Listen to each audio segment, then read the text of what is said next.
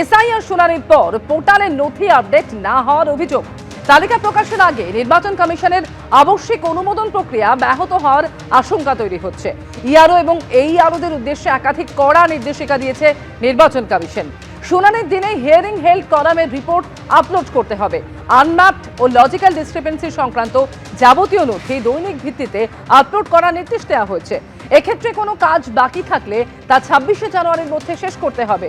যাচাই প্রক্রিয়া সম্পূর্ণ হওয়ার সঙ্গে সঙ্গে নিষ্পত্তির নির্দেশ জারি করতে হবে এবং সেই সংক্রান্ত রিপোর্ট একই দিনে ইসিআই নেট পোর্টালে আপলোড করতে হবে, এমনই নির্দেশ নির্বাচন কমিশনের। নথি যাচাইয়ের ক্ষেত্রে দায়িত্বপ্রাপ্ত আধিকারিকদের সঙ্গে জেলা নির্বাচনী আধিকারিকদেরও দ্রুত সমন্বয়ের নির্দেশ দেওয়া হয়েছে।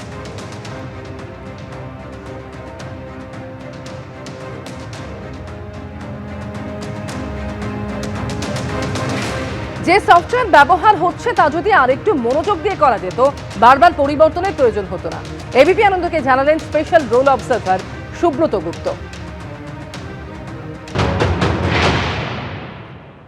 আমাদের যে সফটওয়্যারটা ব্যবহার করা হচ্ছে এটা আরেকটু মনোযোগ দিয়ে করা যেত, তাহলে বারবার যে পরিবর্তন সেই পরিবর্তনটার প্রয়োজন হতো না যদি আমরা প্রসেসটাকে আগে থেকে ক্যাপচার করতে পারতাম।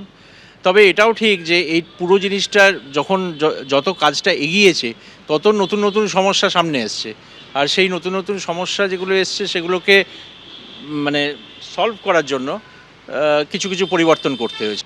সময়ের যে সমস্যাটা আছে আমাদের এখানে, যেহেতু ইলেকশন শেষ করতে হবে এপ্রিলের মধ্যে, এই অল্প সময়ের মধ্যে এই পুরো প্রক্রিয়াটা করতে গিয়ে আমার মনে হচ্ছে যে কিছুটা সমস্যা হচ্ছে।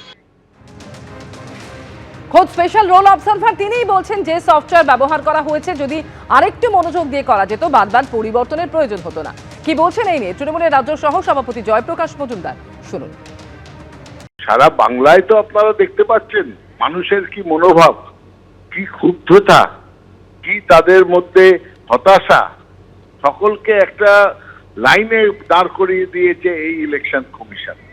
এবার বলছেন যে সময় কম, সেটা প্রথম দিন থেকে আমরা বলে আসছি, মমতা বন্দ্যোপাধ্যায় বলে এসছেন, এবং প্রয়োজনীয় প্রস্তুতি নেয়নি। এবং আমি দায়িত্ব নিয়ে বলছি, আমাদের খবর এই অ্যাপ তৈরি করেছে বিজেপির পরামর্শদাতা যে সংস্থা অ্যাবাউট বিলিয়ন মাইলস, ABM, সেই সংস্থা তৈরি করে দিয়েছে, আর চোখ বুঝে ইলেকশন কমিশন সেটাকে গ্রহণ করেছে। এটা ছিল বাংলার জন্যই এই অ্যাপ, এবং বাংলার জন্য বিশেষ করে এই অ্যাপ বিজেপি তৈরি করে দিয়ে দিল, আর ইলেকশন কমিশন সেটা পরীক্ষা না করে লাগিয়ে দিল। তার ফলে কোটি কোটি লোক হেনস্থা হলো, বাধ্য হচ্ছে সেটা স্বীকার করতে। সত্যি ঘটনা তো বলেছেন। অল্প সময়ের মধ্যে পুরো প্রক্রিয়া শেষ করার জন্য সমস্যা হচ্ছে বলছেন খোদ স্পেশাল রোল অবজারভার। তৃণমূলের বক্তব্য শোনালাম, আর এবার শোনাবো বিজেপি নেতা রাহুল সিনহা কি বলছেন। এক একজন সফটওয়্যার ইঞ্জিনিয়ারের এক এক রকম মত আছে, সেই জন্য উনি সর্বোচ্চ মতের অধিকারী, উনি গডফাদার, এ কথা মানার কোনো যৌক্তিকতা নেই। অতএব আমি মনে করি যে বক্তব্যটা আসছে সেটা তৃণমূলের শেখানো বক্তব্য। অতএব কোনো কিছুই হতো না বারবার যদি তৃণমূল বাধাপ্রাপ্ত না করত, এবং সুপ্রিম কোর্টে গিয়ে পরবর্তী যে আদেশ সুপ্রিম কোর্ট দিল, এখন সমস্ত লোকের কাগজপত্র দিতে হবে এই একদম শেষ সন্ধিক্ষণে, তো স্বাভাবিকভাবে সেখানে আরো বেশি জটিলতা তৈরি হবে।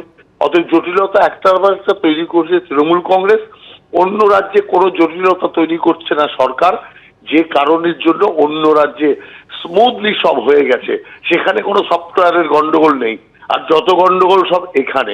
এবিপি আনন্দ, এগিয়ে থাকে, এগিয়ে রাখে।